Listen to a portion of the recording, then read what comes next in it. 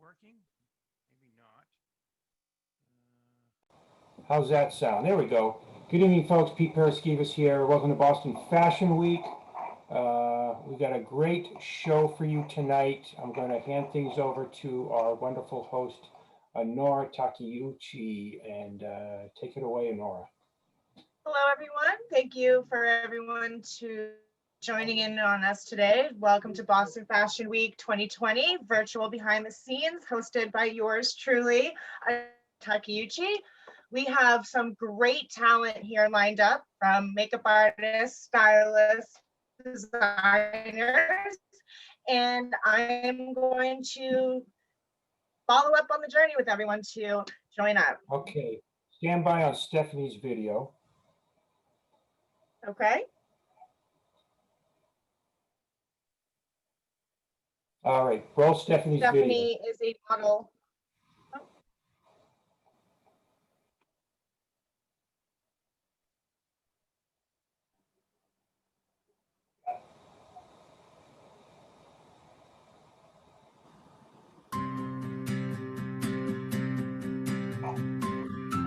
Yeah, I hear audio.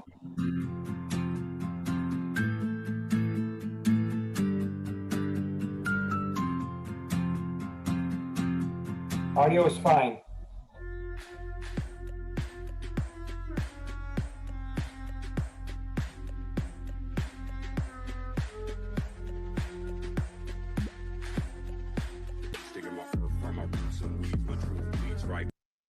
I'm from Boston, ET Fashion. I'm 13 years old, and I've been learning modeling for about a month now.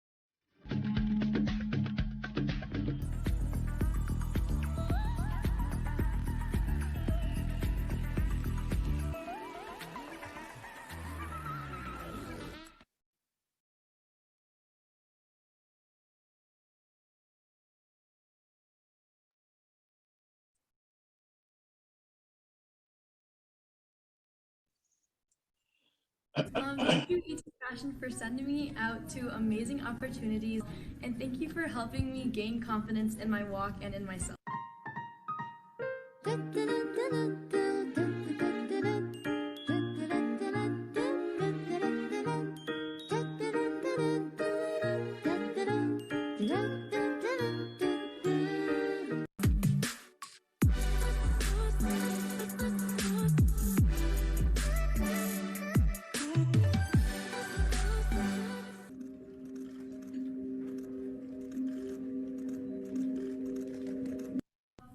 ET Fashion, we make your fashion dreams come true. We love ET Fashion! Okay.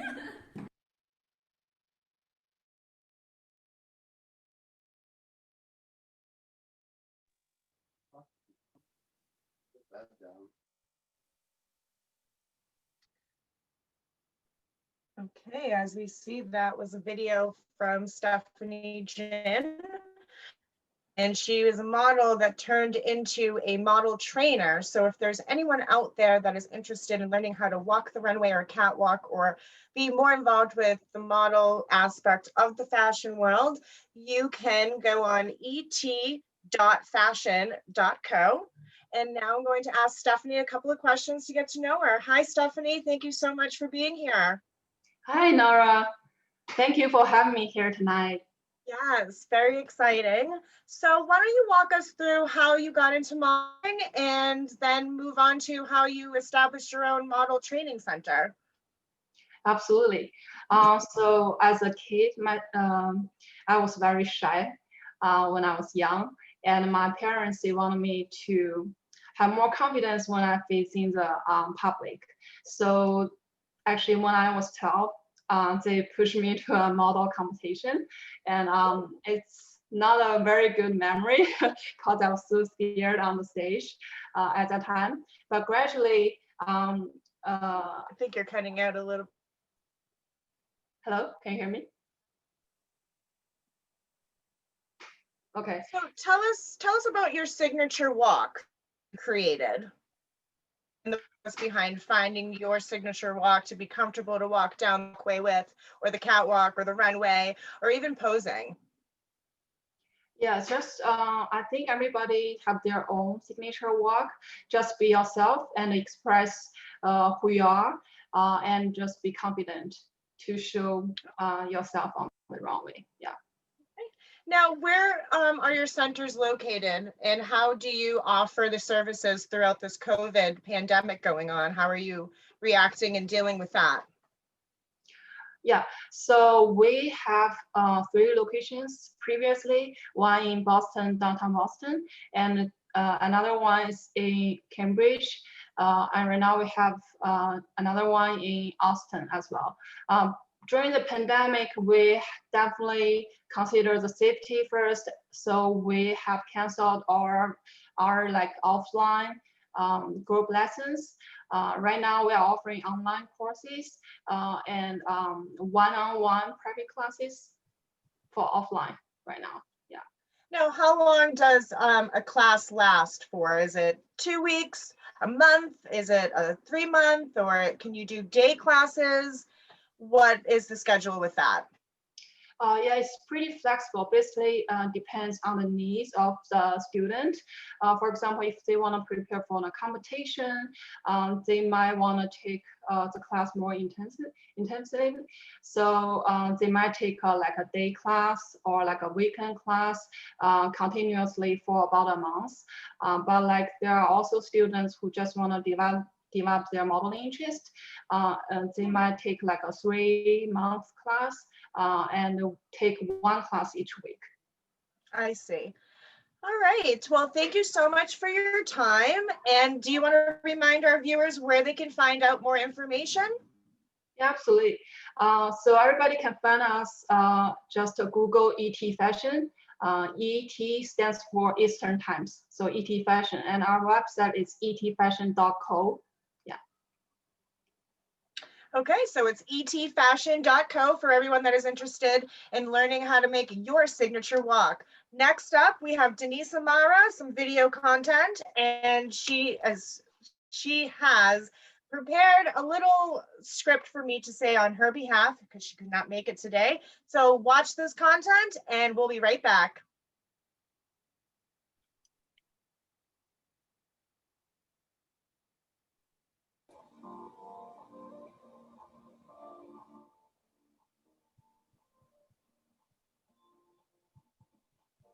Can you hear music? Yeah. Yes.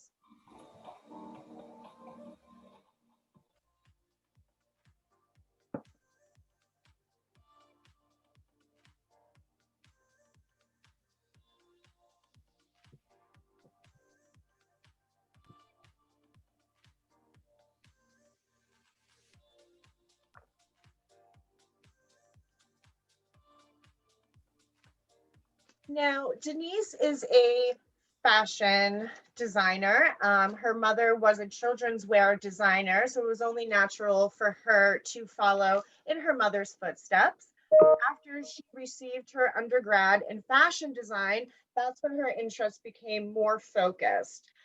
Training began in 2012, and when her own personal evolution in makeup artistry began was shortly after that.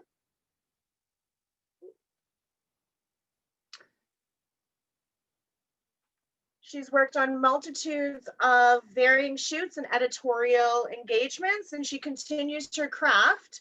And though the palette may change, the face is her canvas, and her enthusiasm is internal. And that was Denise Amara, makeup artist.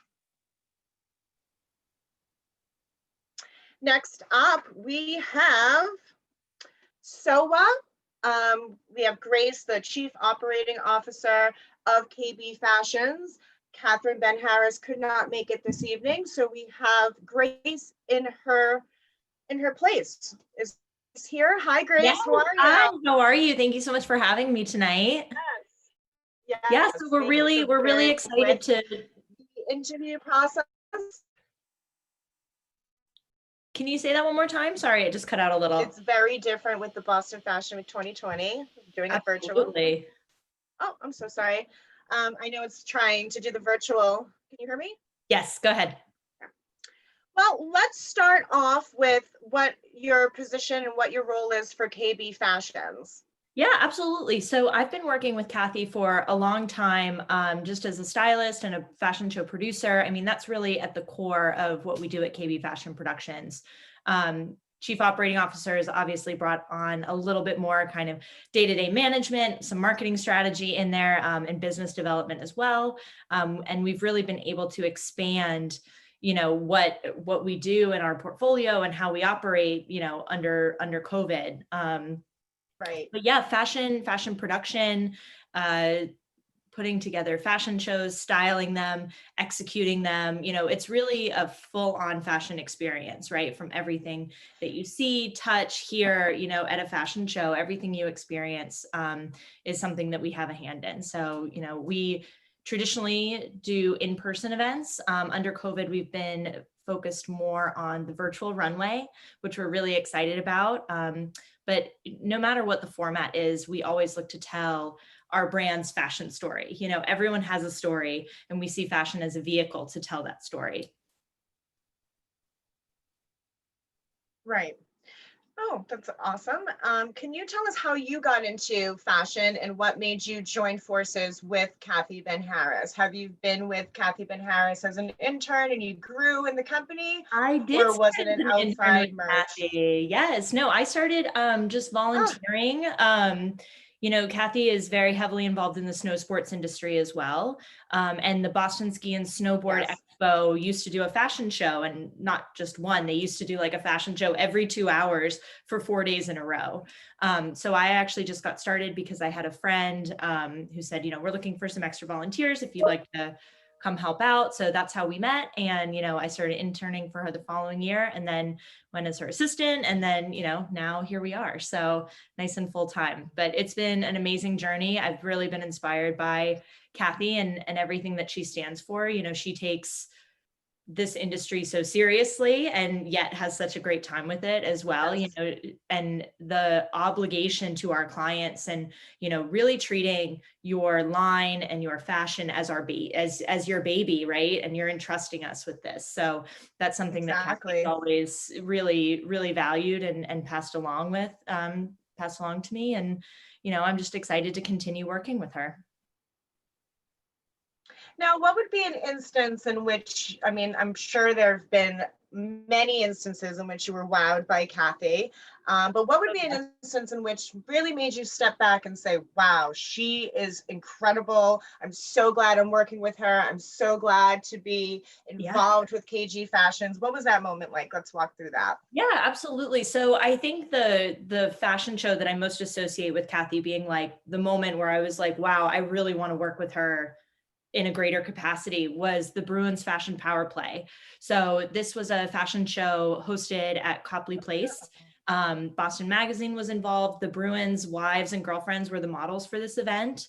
And we were working with Neiman Marcus to get all of the fashions for the show. And not only was it just about the fashion and the behind the scenes and getting the models dressed and ready, but it was really, there was a front of house experience as well. You know, we were working with different restaurants and caterers and drinks and menus and press. And, you know, there was something about that experience really getting a full, you know, understanding of the scope, right? It's not just the fashion show, right? It is a full fashion experience, and everything someone might interact with and might, you know, impact how they think or feel was really special to me. So that was kind of the moment where I was like, I want to work with Kathy full time. You know, it's not just the fashion show. It's so much more than that. It's a really full, well-rounded experience.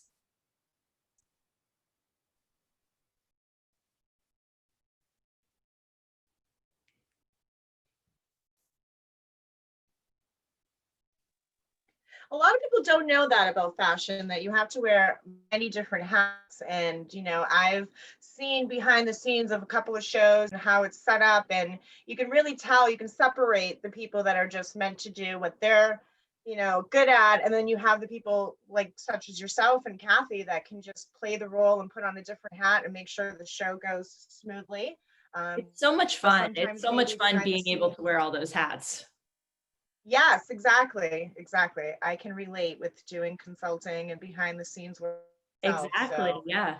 yes. So now we're going to cut to the SOWA video. Do you want to tell us a little bit of that before we play it? Yeah, absolutely. No, I'm happy to introduce it. So the Yes. SOWA Vintage Market, for those who don't know, is a fantastic vintage spot. Boston really has some amazing vintage talent kind of throughout the city.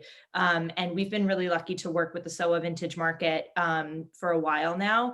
Anytime we go on set to a photo shoot, Kathy just has like suitcases and styling kits full of, this amazing vintage jewelry, scarves, accessories, hats, just so we've had a really great experience with the SOWA Vintage Market. Stephanie and John, who you'll hear from in this video, have always been, really good to us and, let us borrow whatever for different shows. And it's been a really great experience. And not only do we love vintage for the fashion element, but also it has that sustainability element as well. And, as people in the fashion industry and as producers, we really are looking, as to how we make our mark and what we can leave behind and make sure that it's a better, better than how we found it. And we love the sustainability element of the vintage fashion as well.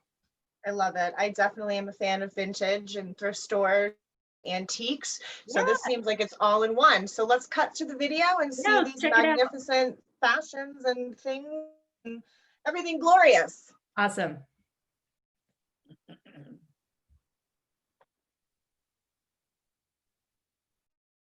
And we are KB Fashion Productions. We are fashion stylists and fashion show producers in Boston and beyond.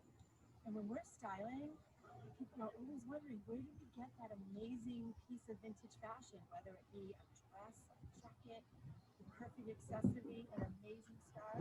Well, we're in for a treat because now we're about to show you our magical treasure trove place, SOWA Vintage Market.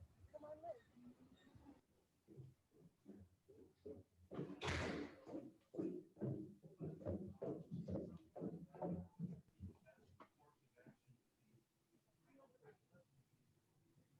Hi, I'm Stephanie Pernice and John Warren, and together we run the SOWA Vintage Market in Boston.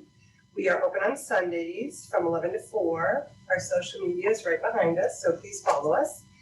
And this is our 11th year in business? This is our 11th year, yes. Yeah, so we're a vintage market in Boston that has furniture, fashion, art, jewelry, objects. Anything else? Did I miss anything? Things you won't find are tube socks, CDs. It's not your typical, what you would think of a flea market. It's a little more urban, a little more upscale, yeah. And Yeah. Stephanie and I go anywhere from Western Mass, Central New York, Central Maine, New Hampshire, and all parts in between to hunt cool stuff out. Sourcing, and our dealers do the same thing. Yep. So on Sunday, you'll come in, you'll see a lot of the same things, but if you look, you'll find a lot of new stuff every Sunday.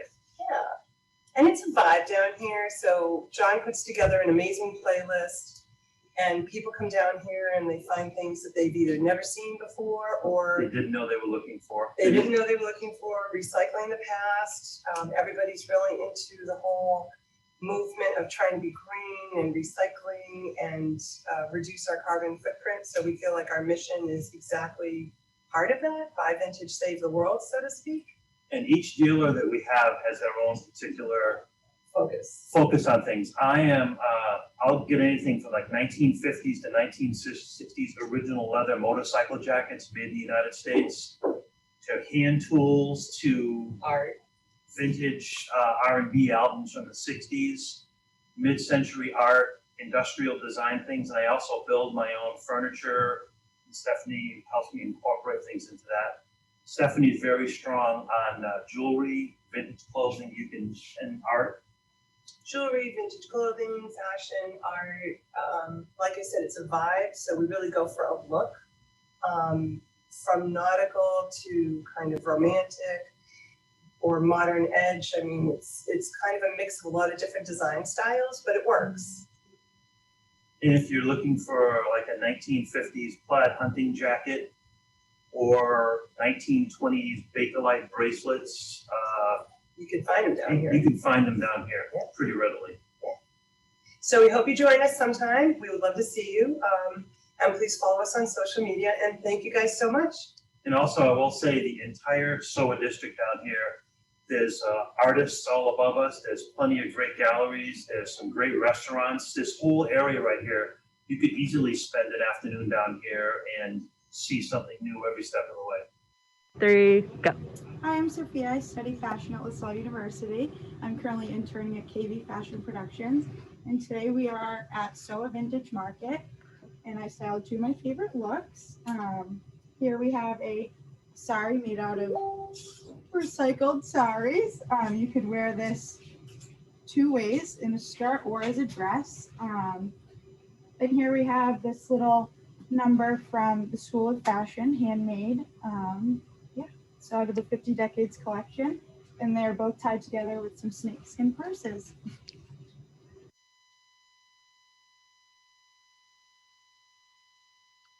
All right, we just. I'm a senior fashion merchandising major at LaSalle University and an intern at KB Fashion Productions. Today we're here at SOWA Vintage Market, and I designed these 2 looks. So the first look I have here is women's wear.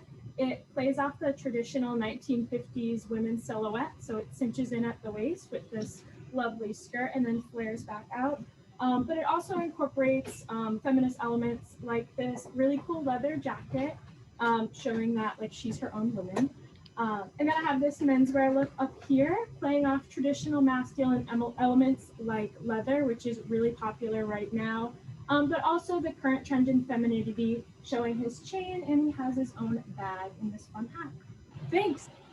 Well, I hope you enjoyed your visit to SOWA Vintage Market, our secret stash for everything fabulous vintage fashion. And don't forget to follow KB Fashion Productions and SOWA Vintage Market on Instagram. See you later.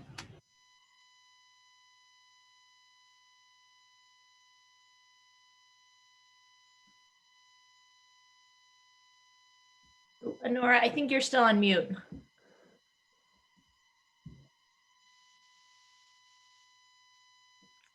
Just kidding. It was a really great video that we saw. It seemed like it could dress my different personalities in one stop. I love how they had furniture and vintage and artwork all in one. So thank you so much for your time, for being here for Boston Fashion 2020.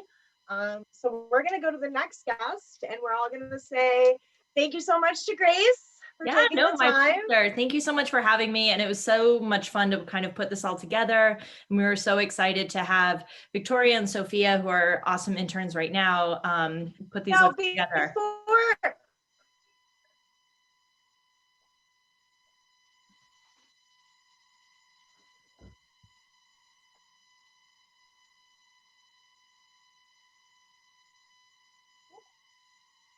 Perfect. Now, is there, before we go to the next guest, is there anything coming up? I know the COVID is kind of putting everything on hold, but what are the new projects or anything that's in the works with you and KV? Yeah, Fashion? absolutely. So like I said before, you know, we really have a stake in snow style.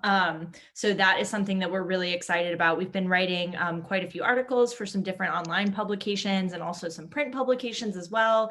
And, you know, we've got another virtual fashion event coming up that's going to be very snow style focused as well. So we will be sharing all of the details on that. You can catch them on our Instagram, KB Fashion Productions, our website, kbfashionproductions.com. That's where everything is. So we will absolutely, you know, keep everyone up to date on that. That's the best place to see all of our new information. But yes, we do have some things in the works specifically around snow style that we're really looking forward to. Well, I'm looking forward to that. So I hope everyone will stay tuned for that announcement. And then the next person that we have today is a lovely model by the name Sara Rose. Sara Rose, thank you so much. Hi, thank Is you she for here having me. present with us? I'm sorry, what was that? Is in Boston. Oh, you're here. Yeah. So you are a model from Boston, correct? Why don't you tell Yeah. us a little bit about yourself? So I started modeling in 2010. Just kind of did a random photo shoot with a friend and went online and started networking with local photographers and things like that.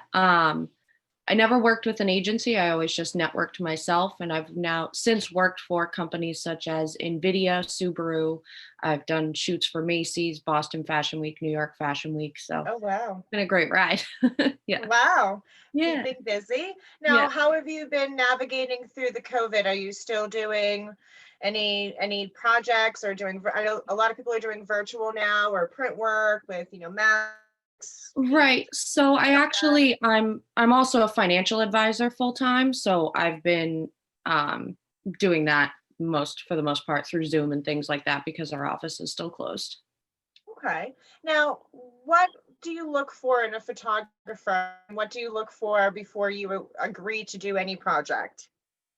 Well, for me, it's always been about the art, to be honest.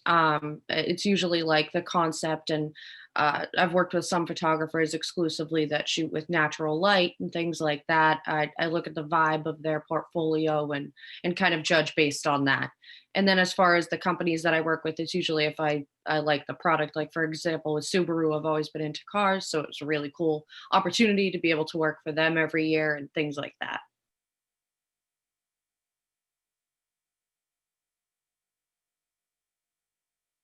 Now, what's your favorite kind of shoot, or do you like ball gowns, formal wear, streetwear, athletic? What would you say is your best and most favorite kind of clothing to model?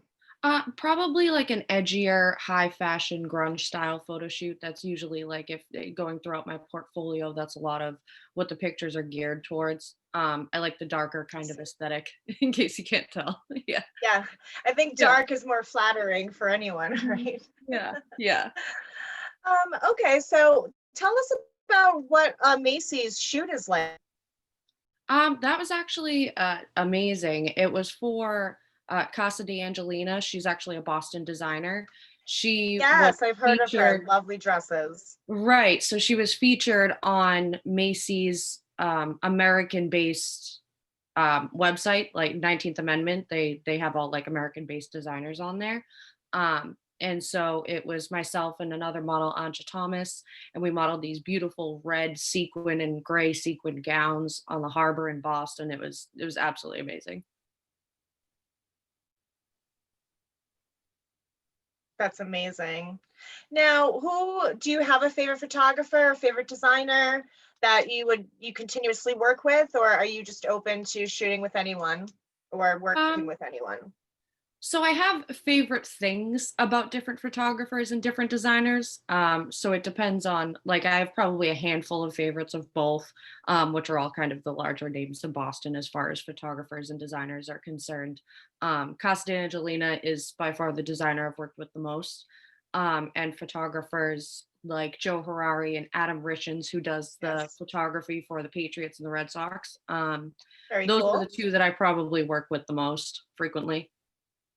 Great. Anything coming up for you in the coming year, or is everything on hold until 2021 or when this pandemic passes? So far, I think just about everything's on hold. I do intend to start helping people as a posing coach when photo shoots start picking back up again, specifically assisting photographers I've worked with because I'm 28 now.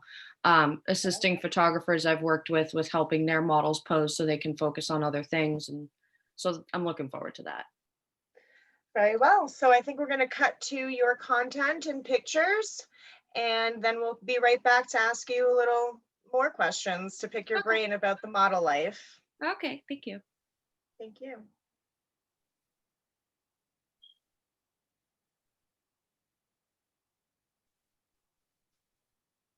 By the way, my dress is by Jack Attack Clothing. Oh, we wait yes. for the content. Oh, Yeah. yes. No, I need wanted some to see the back. posing. Yes.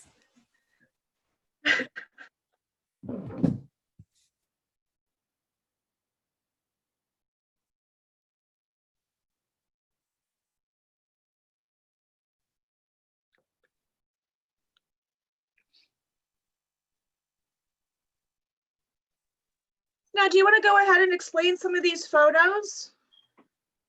So at the beginning, you saw some pictures from modeling from Subaru and then Boston Fashion Week 2016. This one I just did last December. That's me reading the Wall Street Journal, which was kind of a stab at me Sexy being a and financial smart. advisor. That one was by Adam Richens. He does the photography for the Patriots. That's another Subaru one. And that's at their Wicked Big Meet event that they have in the summer in Connecticut at Stafford Speedway. About 10,000 people attend that every year. Oh, wow. That's very impressive. Sarah, you're such a chameleon. Yes. Thank I you. love it. And that's Now, opening night wow. for Boston Fashion Week 2016. I loved that dress. Now, who is the designer for that? That is Tasha Michelle Closet. She's in Boston. Oh, wow. And I see the photography is by, you just have a stunning look. Thank you. You're very welcome. She comes Now, in eyes when did first. When did you start modeling again? Remind us. 2010. 2010. Wow. And you've just been going strong ever since. A lot of people get into modeling and they don't really stay in it for a long time. So it's very empowering to hear models still doing their craft after, 10 years now. Oh my God, it sounds so weird saying 10 years, right? It's 2020. Ugh. Oh, that is very seductive. Now, what do you think about when you're posing? How do you get to that state of mind to give off these fierce looks? Do you have to just clear your head? Are you thinking about anything? Yeah, see, when I first started, a lot of people suggested like thinking about specific things or certain feelings or memories or things like that. But what it's actually been attributed to by other people is the fact that I'm a Scorpio, so I can just do it naturally. I don't have to think about anything. Oh, So that's lovely. Now, do you have any hand in, setting up the model shoots, or is it just by the direction of the photographer that you're working with? So it's usually like throughout my experience, the photographer and I will come up with a concept together. And particularly when you work with the same photographers over and over again, you can kind of just throw ideas at each other. And it becomes a very symbiotic relationship, and you get these. Okay, well, do you have any advice for up and coming models and how to step into it? Would you, would you suggest that they do freelance or go with an agency, or is it just depending on their confidence and what they're comfortable with? Yeah, so I will say my choice to not go with an agency was that when I started, Boston was largely commercial modeling, and I don't have the look for that in my opinion, or didn't then. So I didn't want to, if I even made it into that, I didn't want to get stuck into that. I wanted to do high fashion and artistic work. Since then, now Boston has a bunch of high fashion agencies and a lot more artistic scene, but when I started, they didn't. I will say, if you have the ability to go with an agency, it's a lot less work on you as a model. Because the agency, their purpose is to do all of the networking for you, is to make all those connections for you and help you find all those jobs. Whereas if you don't have an agency, you're doing that by yourself on top of modeling. And modeling as a whole is a lifestyle, down to diet, exercise, taking care of your skin, your hair, your nails, like all of that stuff. That's your life. It's not. Yeah, yeah.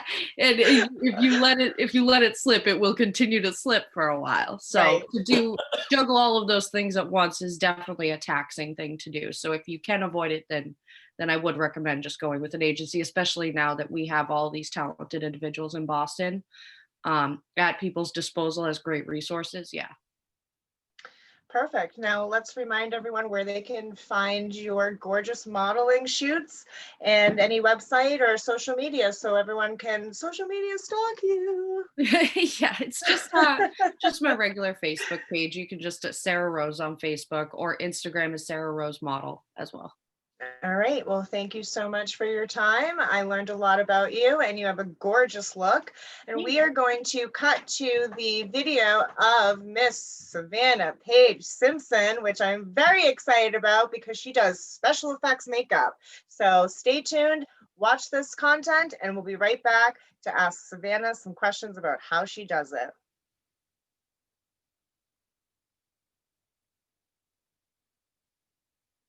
Look at the dress.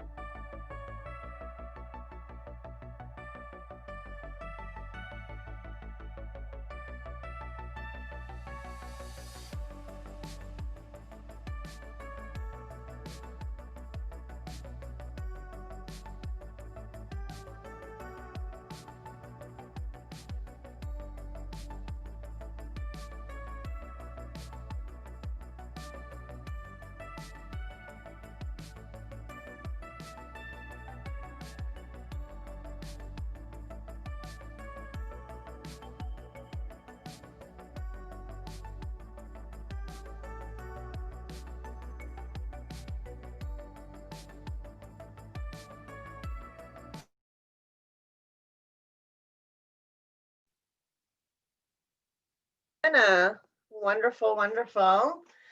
Now, amazing looks, love it. You look beautiful and gorgeous.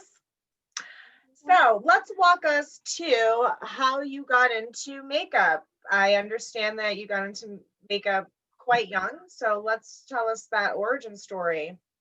So growing up, I've always been into the arts, playing piano, dancing, drawing, all of that sorts. And once I got into middle school, I started to play around with makeup a little bit, watch all those YouTube videos and stuff. And I was part of drama club when I got into high school. And I helped out with the makeup application a little bit here and there. We had to apply fake hair to people. And that was kind of when I noticed, like, hey, this would be super cool. Like, I would love to do this for a living. So speaking of you would love to do it for a living, you have done multiple big time projects in LA. Tell us about that. So I moved to LA about 4 years ago. I went to Elegance International over in Hollywood. And I worked on some projects like Ivan Doran, he's a Russian musician, on his music video Collaba.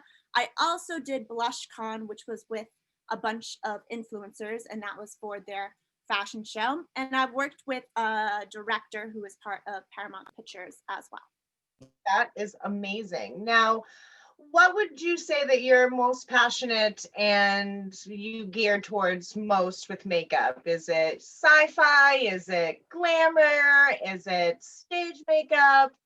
Let's talk about that. So I definitely enjoy doing the special effects makeup and working on the sets and doing all the type of blood and gore and stuff. That's where my heart is. But I've been dipping my toes into doing the glam and high fashion type of stuff and fashion shows for about the past year and a half, and I'm loving that as well. So it's kind of like I don't know, but special effects kind of, yeah, that's the one.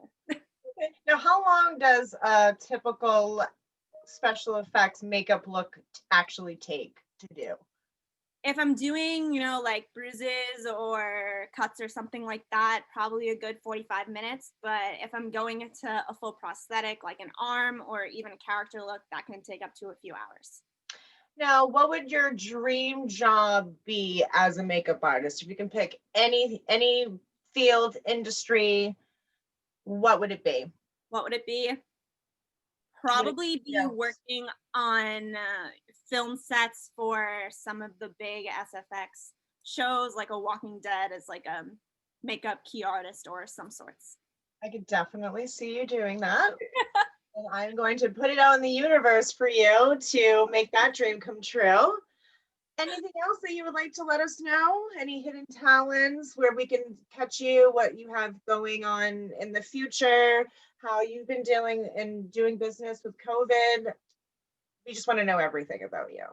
So during COVID, I just started back up doing some projects back. I think it was in like the end of August. So right now I'm just kind of focusing on doing some like smaller events. Like I have a bridal event coming up, and I also have a launch for Dream Rose magazine as well. So perfect. The launch is coming up actually on the 18th for that magazine. Yes. Will you be there? Will we see each other? Yes. Okay. All right. Well, let's remind everyone where they can find you online, social media, website, all of that jazz. All of my social media is at A Savvy Makeover. My Instagram, my YouTube, my website, my Facebook. Definitely a savvy makeup artist you are. Thank you. All right. So next up, we have a very interesting guest that I've been dying to pick her brain about how she was a model, and now she has her own esthetician company, business, awesomeness. All I see are just great reviews on great work that she does. So I'm going to introduce Akou.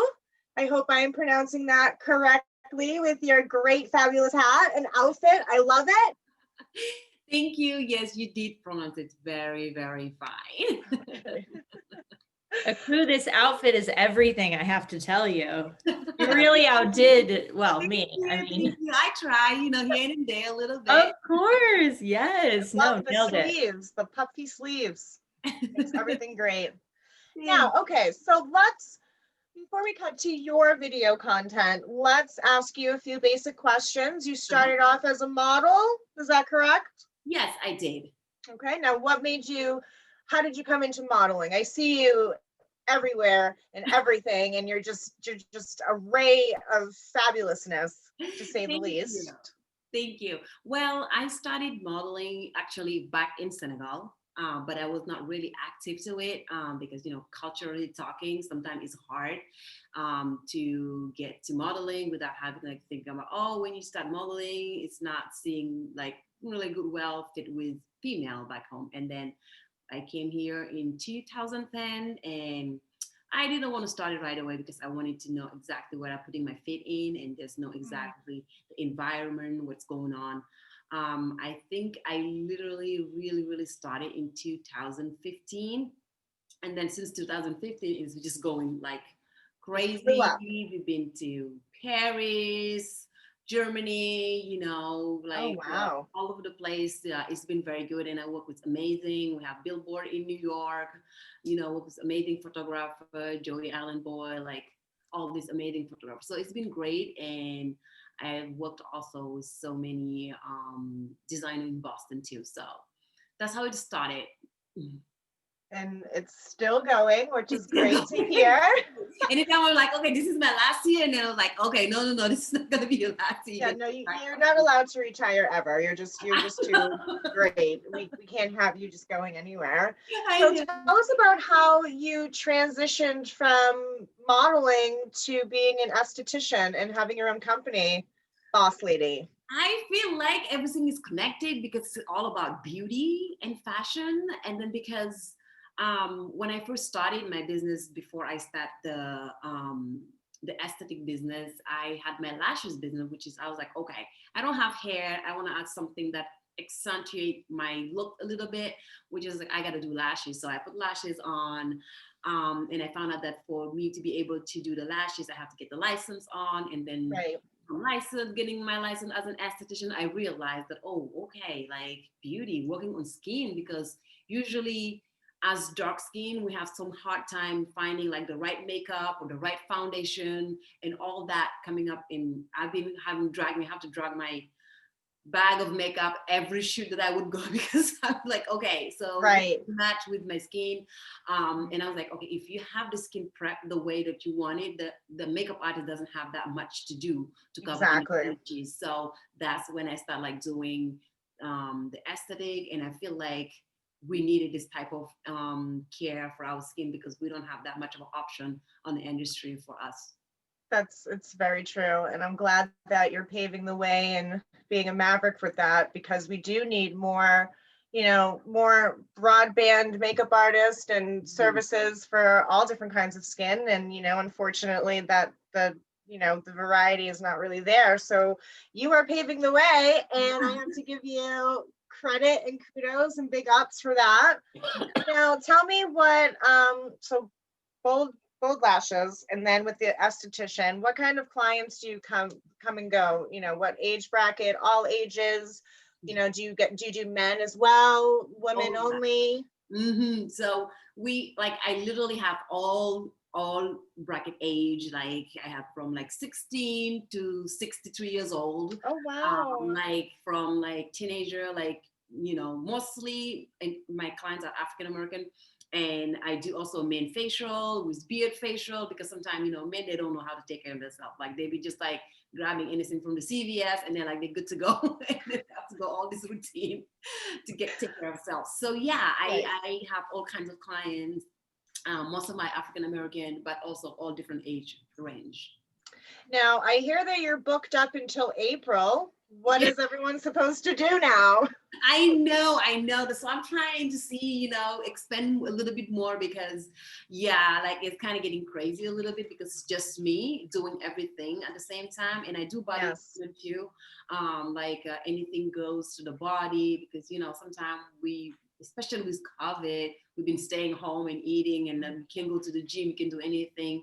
So I do this body treatment too. So I'm trying to see if I can have one more person coming in, because sometimes clients wait for 6 months to just get one facial. I feel like it's kind of crazy, but that's what it is. The demand is there. So now I have a question that I've been looking for a place that specializes in this, but us, I have a problem with my elbows and my knees being a little bit darker, and no matter how much I scrub, salt scrub, anything, it just doesn't. So when I take photos, I have to hide my elbows. You have to get me at a different angle so you can't see. So what would you suggest as a solution for that? So, and that's exactly what I do. That's why I stand out mostly on different esthetician, because I provide service that people would never think of, Yes. like have like a facial for down there, a facial for your private part, a facial for, like I have a V brightening, which is the bikini line that, sometimes you have like these bumps on the line. Yes, exactly, to brighten up a little bit. And exactly, I have clients that come and ask the same problem. It's like, Akou, my elbow is like, I don't understand it. What's going on in my knees is dark. So I have a special peel that I use, and then that will brighten up. It will not peel, but shed the skin, and then it will bring back to this color that it was. Well, I am definitely going to be ordering that. Do you offer products online? Do you have a website, or do you take walk-ins? I know you're booked until April, but normally what's your schedule? Yeah, as of now, I do not take walk-in. It's all by appointment. But also I have a website, but I'm doing a revamp right now on the website. It's going to be launching in the next couple of days, but it's still up. Love it. Skinbabe.com. So it's very simple. Or you can follow my Instagram, Bold Skin Babe, at Instagram, Bold Skin Babe. That's my business. And my other Instagram for modeling is Akou Salsera _. I love it. Thank you so much for brightening up this Boston Fashion Week 2020 with just your whole pizzazz. I love it. I'm going to definitely get that cream, and you are probably going to save my life. Exactly. I'm here for it. Perfect. And I'm sure I'll be seeing you around when things pick up. Absolutely. And so on that note, thank you. And we're going to save the best for last. We have Sam Vartan, the designer, and we are going to cut to his content, and we'll be right back and ask him about where he started from and where he's going and all of that great stuff. Annora, just go right to the interview. Okay. Hello, Sam. How are you? I'm good, sweetheart. How are you? I'm well. Thank you for being patient. You are closing out this show, and I think that is appropriate. So let's talk about who you are, where you're from. Sam Vartan. You are from Canada, Montreal? That is correct. I mean, I grew up most of my life in Montreal, but I'm of Armenian origin, born in Athens, Greece. And then I also lived about 2 years in Beirut, Lebanon, where my father would pursue his studies at the American University there. And then pretty much moved in 1968 to Montreal. So I would say most of my life I've grown up in Montreal. So what made you go into design? How did you create your brand? How did your personal life interconnect with you doing fashion? Well, it's a bit of a story. There's no way we would have enough time because it's so intricate. So many things happened. But I basically stumbled onto it, and a friend of mine was trying it out for the first time. He said, he invited me to come over, check them out. And I just like the whole process of it. And I said, this is so interesting. I was always into craft and craftsmanship. And when I tried it for the first time, I had like an immediate response, like people liking it to the point of buying. And I said, you know what, let me do this on the side and I'll just fund my other projects. So I grew up in music. I fronted bands. I played live for about 11 years. And academically, I was from the film and communications background. And before I knew it, I was running basically a shop out of my parents' kitchen. So, and then I realized that my parents were like, you need to get a studio because, the kitchen table is not going to cut it. And of course, that was the case. And so very, very humble beginnings. I stayed low-key for a while because I wasn't sure if I even considered myself a designer until a friend of mine says, you need to start getting your own labels made, woven labels, because you're doing good and you're selling and your stuff is out there without your name on it. That's basically the very short end of it, the story. But I'm here today still pinching myself and asking myself, am I really doing this for a living? Yes, thank you for doing this interview. Very appreciative. Now let's talk about your e-commerce website that you have. We're gonna cut to the chase, huh? All right, so we're gonna cut to the chase. We're gonna make people buy your styles. It just needs to happen. You need to talk to Sara Rose because she likes the dark shoots, and dress her up in your own design. So let's talk about that, where we can find all your designs. Well, it is at samuelvartan.com, and you can see that also posted on my Facebook and Instagram sites. And Instagram being basically Samuel Vartan, and on Facebook I have 2 pages. I have my personal, which unfortunately I do a lot of my stuff on that, which is just Samuel Vartan, and then I do have my professional page, which is Samuel Vartan Collections. We launched the e-commerce site not too long ago, maybe about a month and a half ago officially, maybe 2 months. It's hard. Congratulations. Yeah. It's been a bit overdue. I mean, obviously, we were going to do this a while ago, and then just at the time that we were thinking of doing it, that's when the shutdowns happened because of COVID. We were going to do a live event. Goodness. The good news about that is we still plan to do a live event as soon as we're told that we can gather more than 100 people, because we still want to celebrate, because we're doing great and we're very excited about it. But that live event would have been very nice. It would have been very helpful to do it, But we're rolling away, and I'm so excited by it. Have to keep on trucking. Now you had a show all good to go, and then the COVID pandemic hit, and you had to postpone for that. So, are you planning on reinstating that as soon as you have the green light? Okay, Yes, like people I can said, buy tickets, or is it already sold out? We did practically sell out, but we will make an announcement. We're gonna try and see if we can accommodate more people, but the event is definitely gonna happen, and I'm so proud to say that almost 100% of the people didn't even ask for their money back. They're so anxious. That's a good sign. So I hope that's a sign of good things from the past years when I've done live events.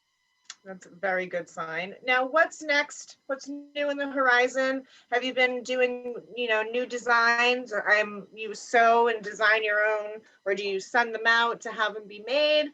What's your process like in the studio? Like, walk us through a typical day of you in your zone on a day-to-day basis. Okay, so I'm always designing. There's no stopping that. I mean, it keeps me awake at night. I mean, I just love all these ideas that come through my head, and I always have to, interpret them to clothing, from sketch to clothing to patterns.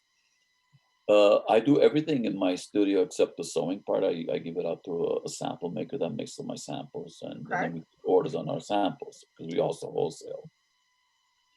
But so I do everything at the studio, from sketch to pattern making. I do most of the buying outside of Boston for my fabrics, and which are basically, about 95% of them are from Italy, and I have some good connections and sources for that. What kind of materials and fabrics do you tend to gravitate towards? Well, it really depends on the season we're talking about. Samuel Vartan produces 2 collections a year. Summer and obviously autumn winter. For autumn winter, it's a lot more darker fabrics, but much more plusher. Like, you get from leather to velvet to cashmere to suede to thicker cotton, wools a lot. And spring summer is a lot of linens, both knit and woven. Breathable. Lightweight cotton, some beautiful lightweight microfiber, Italian microfibers that we use on our stretchy items. Now, what do you look for when you shoot your designs? What kind of photographer do you look for? Or do you tell the photographer just shoot, or do you go for a photographer that has the same kind of eye, is with you on that, or do you do your own photography for your pieces? That's a good question, Annora, because although most designers just give the items to the photographer, and the photographer, does what they want. So coming from film and communications background, I've always liked the great film directors, especially those who had a keen sense of eye. Like, for example, Ridley Scott, who I'm definitely hands-on involved on a lot of the important shoots, like especially editorial styles, because I'm able to create a mood or a setting where both the model and the photographer understand very well the theme and the look and the feel that I'm trying to get at. And usually a lot of this is discussed beforehand. Right. On that day, no guessing. There's absolutely no time for guessing work.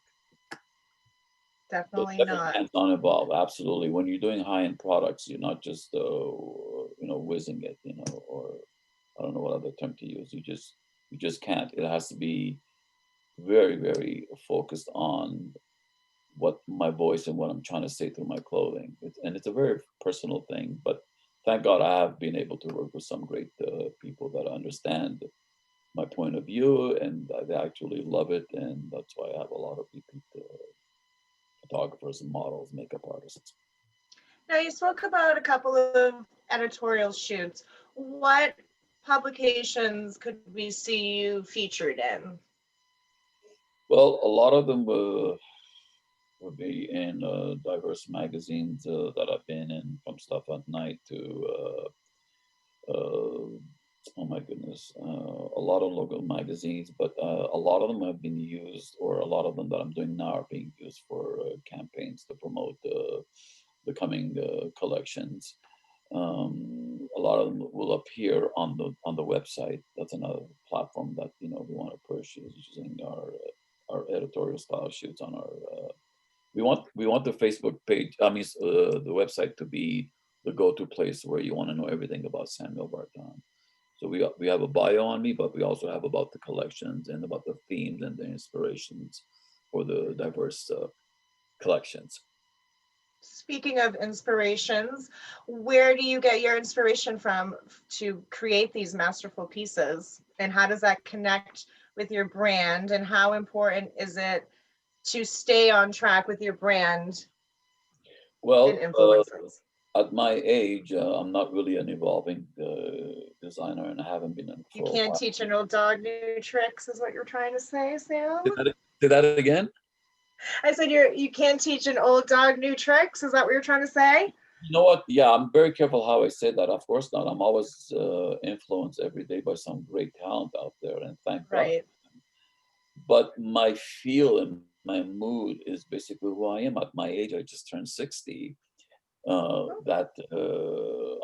been set in my ways. So fall winter is about. Happy birthday! Thank you, Akou. Thank you.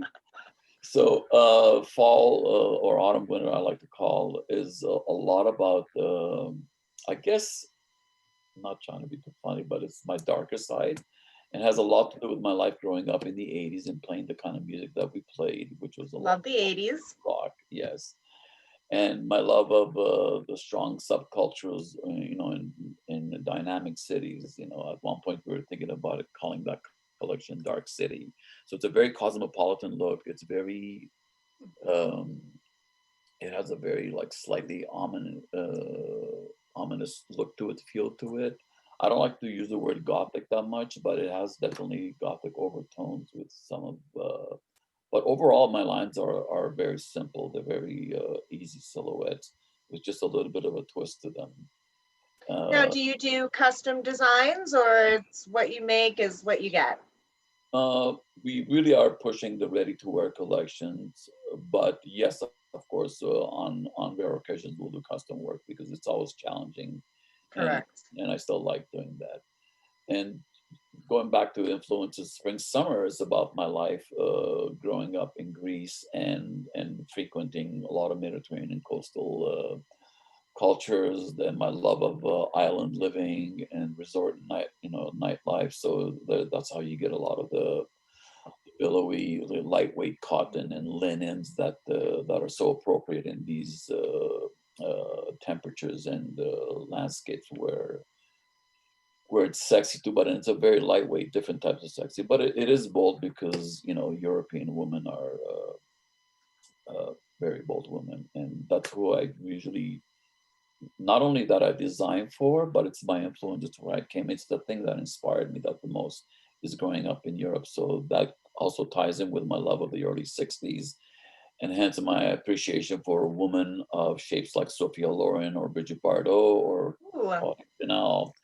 So yeah, I mean, my sample sizes in non-stretch is 4s and 6s. It's not necessarily the industry standard, which is 0-2. Right. But in my ready-to-wear collections, everything is available from 0 to 16.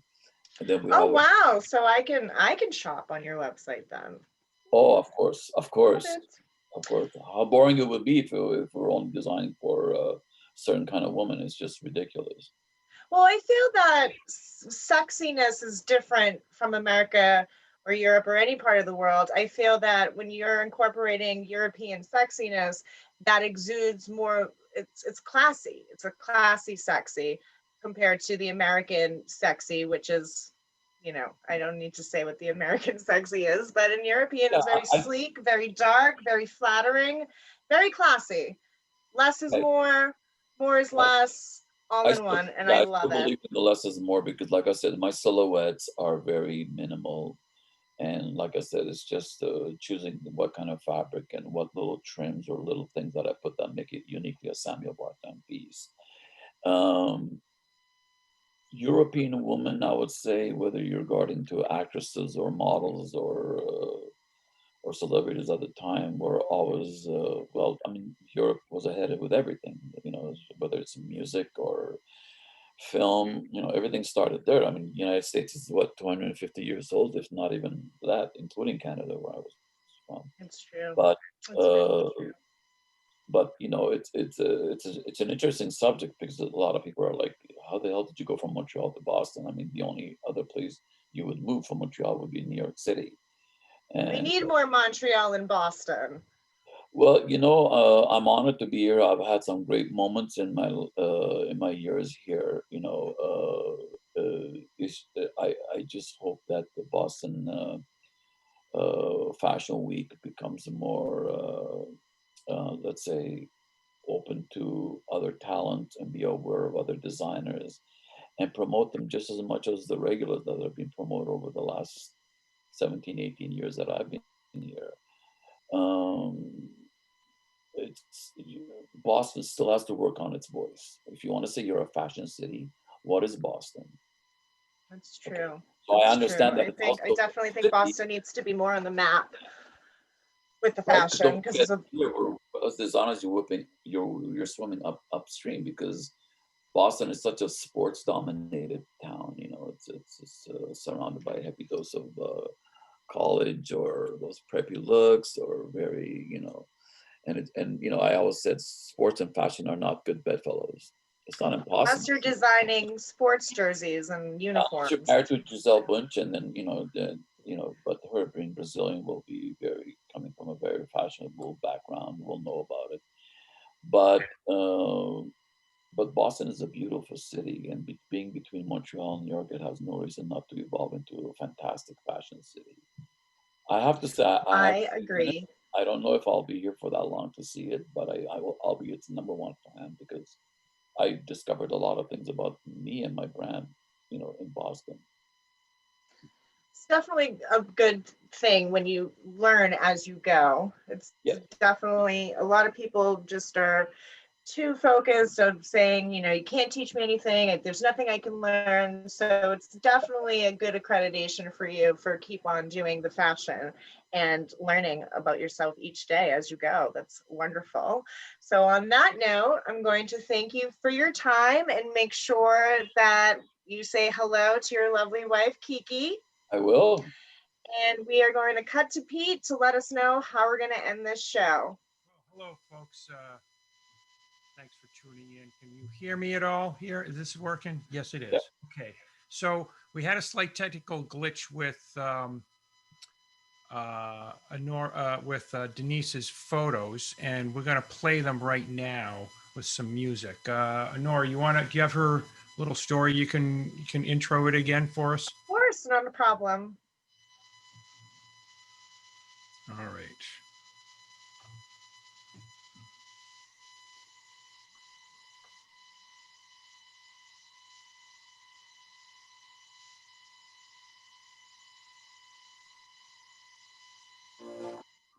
Okay, so these are pictures showcasing Denise Amara's makeup artistry. And her mother was a children's wear designer, so it was only natural for her to follow in her footsteps. After receiving her undergraduate in fashion design, her interest became more focused. The training began in 2012, and that's when her personal evolution in makeup artistry began. Having worked in a multitude of varying shoots and editorial engagements, she continues to hone this craft. Though the palette may vary, the face is always her canvas and her enthusiasm remains eternal. And you are looking at Denise Amara's makeup skills. Look at that. Wow, Halloween? Perfect. Amazing.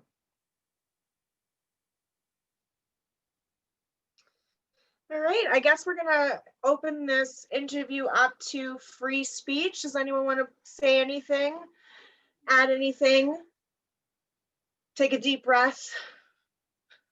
If anyone from the viewing audience has any questions, please put it in the chat room. In the meantime, Annora, let's see the back of that dress again. Okay, we can't do that right now because the clip came off. Technical difficulties.